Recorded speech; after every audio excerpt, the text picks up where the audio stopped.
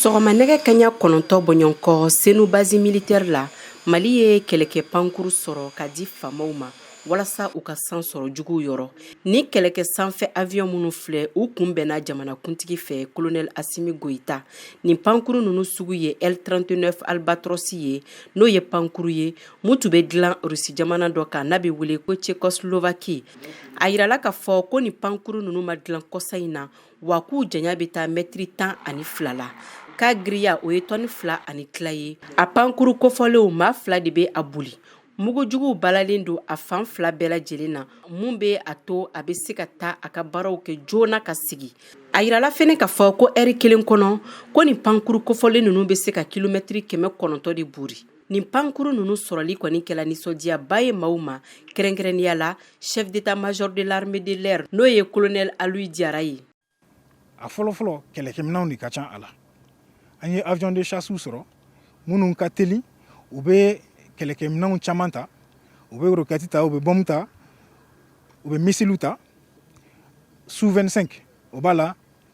a bɛ fɔ min ma ko L39 Albatros o fana b'a la hélicoptère b'a la Mi-24 ani hélicoptère de transport fana Mi-8 k'o fara avion de transport Kaza kan olu bɛɛ de nana ka fara avion kɔrɔlen minnu b'an bolo n'an bɛ ka baara kɛ n'u ye ka kɔrɔ avion nana wa président ye radaru fana d'an ma ani an b'a fɔ min ma ko défense aérienne min kun ye ka sanfɛfɛnw minnu bɛna don an ka territoire kan ni an ma yamaruya d'u ma ka olu kunbɛn walasa u kana se yɔrɔ la u man ka se yɔrɔ min na ni ɲɛmɔgɔw ye nin minɛnw ta k'a d'an ma ni jamanadenw sɔnna ka u ka nafolo ta k'a don minɛn na k'o di anw ma k'an ka kɛlɛ kɛ n'a ye an tɛ se k'an da ka sunɔgɔ bilen parce que an b'a dɔn bɛɛ ɲɛ jɔlen bɛna kɛ anw na bɛɛ bɛna anw lajɛ an bɛna mun de kɛ ni minɛn ninnu ye donc an bɛ recrutement ani formation ni entraînement o de tɛ jɔ anw fɛ yen bilen walasa don o don dɔ ka fara an ka dɔnniya kan dɔ ka fara an ka se kan an ka se ka jugu kɛlɛ ka jamana bɔ bolo la an tɛ se k'a kɛ k'a fɔ ko don si jugu tɛna se ka tɛmɛ yɔrɔ dɔ la ka taa ka kojugu kɛ nka an bɛ se ka min fɔ min bɛ tɛmɛ o de ka dɔgɔn don o don an bɛ min lajɔ a dɔw bɛ fɔ a dɔw tɛ fɔ n'Ala sɔnna ma an bɛ o baara in de laban walasa caman ka bɔ jamana juguw la halisa fasodenw ka lafiya Mali yɛrɛ ka sabati an ka se ka an ka sɛnɛw n'an ka suguw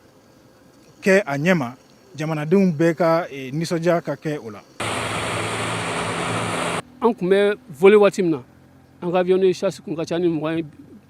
ye an pilote kun ka ca ni 40 ye mais u nana ka na bɛɛ bin fo denmisɛnninw nana tuma min na fɛn bɛ ka wuli Ala ka Mali aviation min Ala ka kɔrɔta hali bi parce que Mali jamana in ka bon n'i ko k'an ka ye yɔrɔ bɛɛ la a man nɔgɔ donc baara min bɛ ka kɛ sen na sisan